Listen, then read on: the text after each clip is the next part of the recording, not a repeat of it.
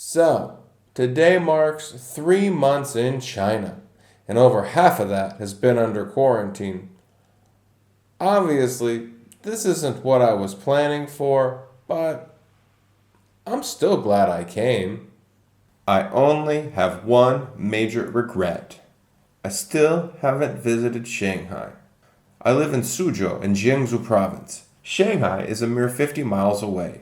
It's actually close enough that the government is building a subway to connect the two cities. Right now, I can get to Shanghai in about 90 minutes. That's 30 minutes to get to the train station, then 30 minutes on the high-speed rail, and finally 30 minutes by bus or subway to downtown Shanghai. Not a difficult trip, right? It's like if a New Yorker from Staten Island wanted to see a Yankees game in the Bronx. The travel time is about the same.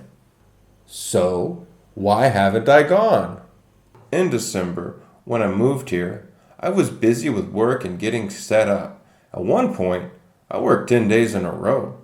Then January came around. I wanted to go, but every weekend it was 40 degrees and raining. Yeah, I stayed home on those days. At the end of January was Spring Festival, which meant a week of vacation for me. My plan was to stay in Shanghai for 4 or 5 days. But then the coronavirus happened. 4 nights in hostels and 5 days in crowds seemed risky, so I canceled that trip. I was also afraid that I might have trouble getting back. February and March have been the quarantine. So, 3 months in China, and I still haven't left Suzhou. Technically, I could go to Shanghai right now, but nothing is open and I'd have to register everywhere.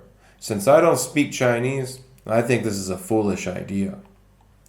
When I tell my students that I've never been to Shanghai, they laugh at me. And it's okay. It's like a person from San Antonio saying they've never been to the Riverwalk. Anyway, winter is over and the weather is great. Suzhou and Shanghai weren't hit that hard by the coronavirus, so there's a reasonable chance I'll be able to go next month. So, what's in store for me? What sort of cool things are there for me to do in Shanghai? On day one, I can check out the financial district from the East China Sea. It may not be Manhattan, but those buildings look pretty cool to me. After that, I can stroll down the Bund and probably get in some great people watching. Then, I can go shopping down the world-famous Nanjing Road. On the second day, I can start at the Shanghai Museum. I love museums, and the Shanghai Museum is the highest-rated museum in the city. In the afternoon, I can keep up my buzz of pastoral antiquity by visiting the Yu Garden. Chinese gardens are awesome, by the way. On the third day, or maybe a completely different trip, if I'm feeling nostalgic, there's always Disneyland. Of course, there's a whole lot more to do in Shanghai, but this is just a taste. In the meantime, I'm just stuck at home teaching English and making vlogs. At some point, though, I'll go to Shanghai and make videos of that amazing city.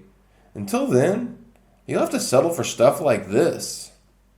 Before I go, I need to apologize. When I made this video, it felt like something put together by a high schooler.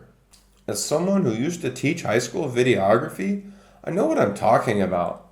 I may not be an elite travel vlogger, but at least I go to the places I'm talking about. This video was made with stock images from Google and could have been made anywhere. I feel kinda lame. And if you're still watching this video, maybe you should be asking yourself the same question. Someday, when I actually go to Shanghai, I hope you watch those videos too. Bye bye.